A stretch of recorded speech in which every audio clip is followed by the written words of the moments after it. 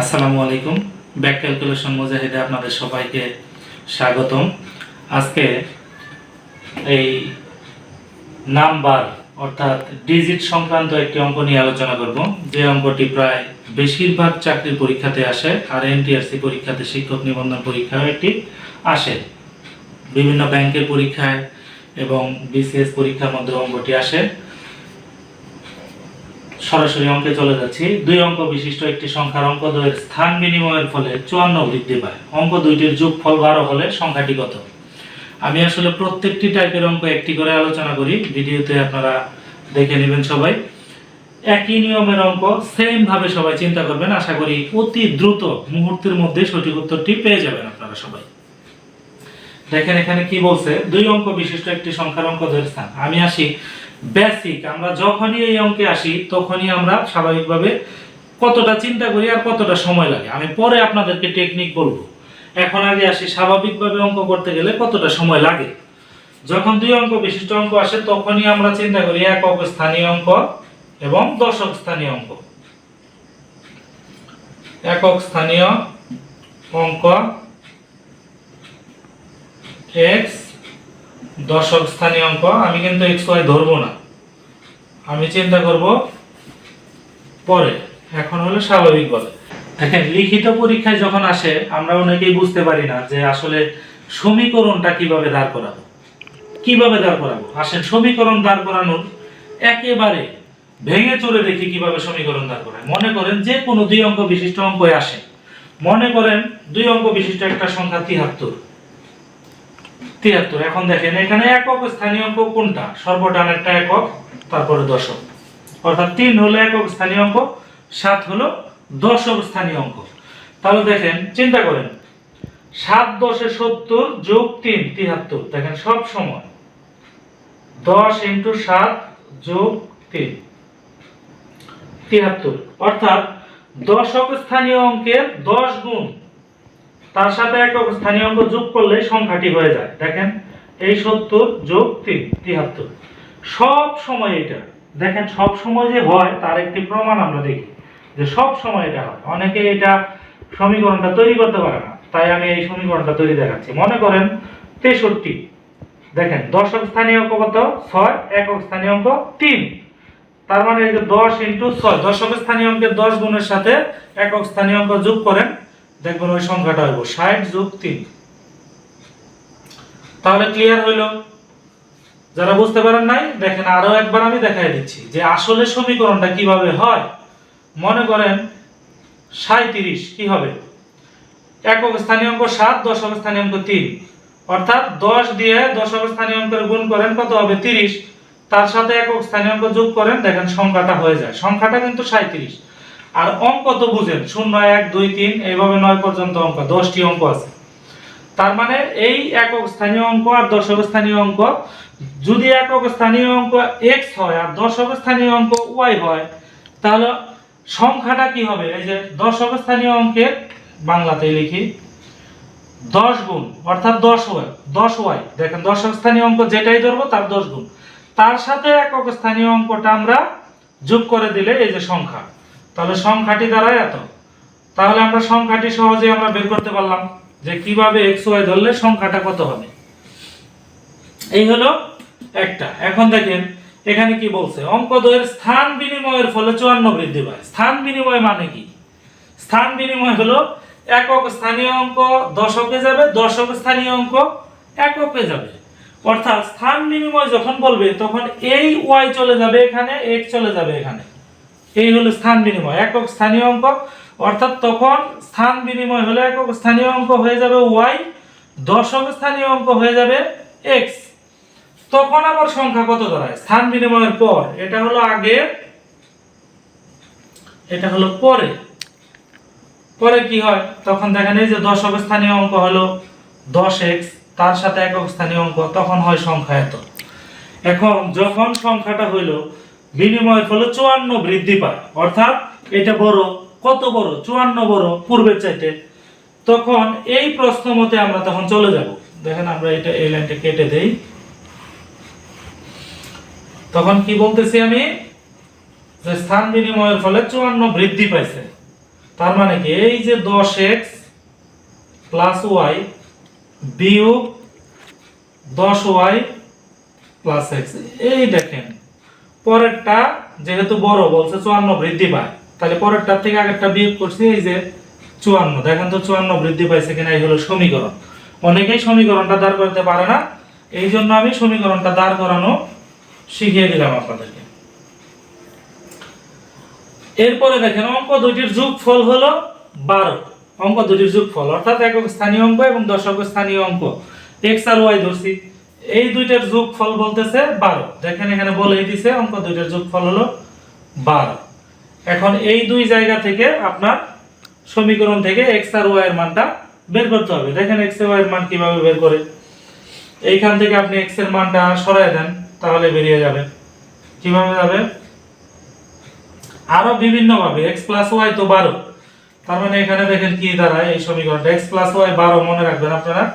এখানে দেখেন এই 10x plus y minus 10y minus x, এখন কি দাঁড়ায় আপনার এই যে x প্লাস y হলো 12, এখানে y হলো 12 মাইনাস x, 12 মাইনাস x। এখন এই y এর মানটা আপনি বসায় দেন, এখানে প্রত্যেকটা জায়গায় 12 মাইনাস x বসায় দেন, তাহলে কত হবে? 10x plus 12 minus x plus y এর মান এইখানে 10, 12 minus minus y 12 minus x minus x, সব ক্ষেত্রে সমান তো 54 আসেই। এখন দেখেন কত দাঁড়ায়, এখানে 10x plus 12 minus x minus 120 plus 10x minus x সমান 54। কি দাঁড়ায় তাহলে? এইখানে হচ্ছে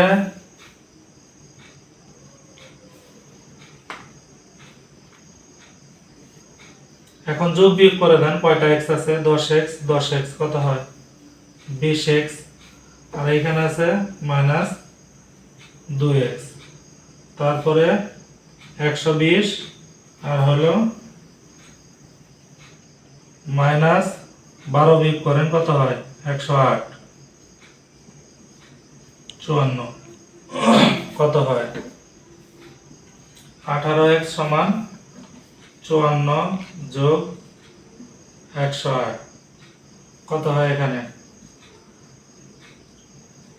2 162, তাহলে x এর মান কত দাঁড়ায়?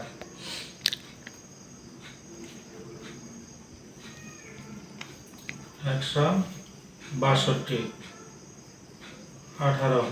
তাহলে x সমান সমান কত আসে? 9। x এর মান হলো 9, তাহলে x হলো একক স্থানীয় অঙ্ক আমরা পেয়ে গেলাম। কেটে দিই এখন, x এর মান 9। একক স্থানীয় অঙ্ক যদি আমরা 9 পাই, দশক স্থানীয় অঙ্ক আমরা কত ধরছিলাম? x প্লাস y যেহেতু 12, তাহলে y সমান কত? 12 মাইনাস x, তাহলে x সমান পাইছি হলো 9 আর y সমান 12 মাইনাস 9 সমান 3। দেখেন একক স্থানীয় অঙ্ক 9, দশক স্থানীয় অঙ্ক 3, তাহলে সংখ্যাটি কত? সংখ্যাটি দশক স্থানীয় অঙ্ক, এই যে বাম পাশে একক স্থানীয় অঙ্ক এত, সংখ্যাটি হলো 39। অর্থাৎ আমরা যে সংখ্যাটা ধরছিলাম এই যে 10y প্লাস x সংখ্যাটি যে বানাইছিলাম, সেইখানে আপনি x আর y এর মান বসায় দেন, দেখেন 39 সংখ্যাটি বের হয়ে যাচ্ছে। এখন আসি আমরা টেকনিকে। এটা হলো যদি রিটেনে আসে তাহলে আপনাদেরকে এই সমীকরণগুলো করে বের করতে হবে। এমসিকিউ তে সময় কত থাকে? খুবই কম সময়। এত অল্প সময়ে যদি আমরা এই সমীকরণগুলো ধরে এই রেজাল্ট আনতে যাই, তাহলে আমাদের অন্য উত্তরগুলো করার সময় থাকবে না। 60 মিনিটে 100টি প্রশ্নের উত্তর করতে হয়। এখন দেখেন আমরা সরাসরি টেকনিকে চলে যাব।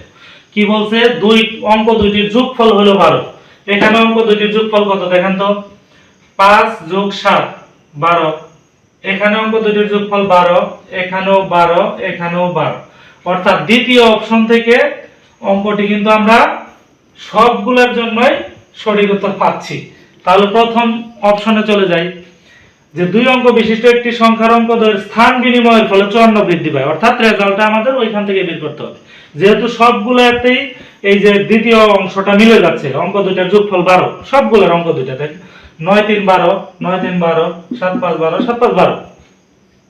এখন দেখি আমরা যে আসলে বৃদ্ধি পাবে, স্থান বিনিময়ের ফলে বৃদ্ধি পাবে কোনটা কোনটা। দেখেন তো 57, এটা স্থান বিনিময়ের ফলে অবশ্যই বৃদ্ধি পাবে।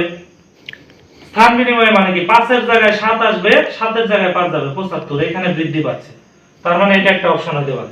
এখানে কত হচ্ছে, স্থান বিনিময়ের ফলে হ্রাস পাচ্ছে, দেখেন 7 এর জায়গায় 5, 57 হচ্ছে, 75 এর জায়গায় 57, অর্থাৎ এটা কিন্তু বাদ।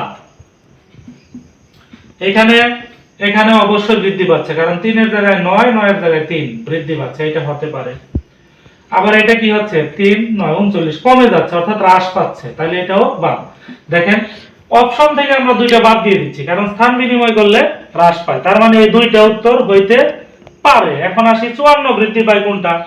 এখানে কত বৃদ্ধি পাইছে, 75 বিয়োগ 57, কত, অবশ্যই 54 চাইতে কম। এখানে দেখেন 93 বিয়োগ 39, তাহলে কত হয়, 4 5, দেখেন 54 বৃদ্ধি পায়, সঠিক উত্তর গ।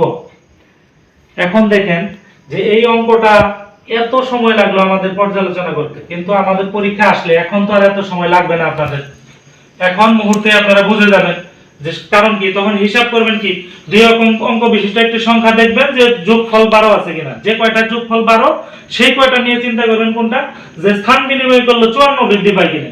এখানে দেখবেন দুইটা তো হ্রাস পায়, চোখের পলকেই দেখা যাচ্ছে যে এটা 57 হচ্ছে আর এটা 39 হচ্ছে, 75 থেকে 57 হ্রাস পাচ্ছে, 93 থেকে 39 হ্রাস পাচ্ছে, এখানে বৃদ্ধি পাচ্ছে 57 থেকে 75, অর্থাৎ দেখেন এখানে কিন্তু 54 বৃদ্ধি পাচ্ছে না, বা এখানে 39 থেকে 93 দেখতেছেন যে এখানে 54 বৃদ্ধি পায়, সঠিক উত্তর এভাবে বের করে দিবেন। এখানে কোনো ধরনের সমীকরণে যাওয়ার দরকার নেই। আশা করি বুঝতে পারছেন। আজ এই পর্যন্তই, আবার অঙ্ক নিয়ে আপনাদের সামনে হাজির হব। ধন্যবাদ সবাইকে।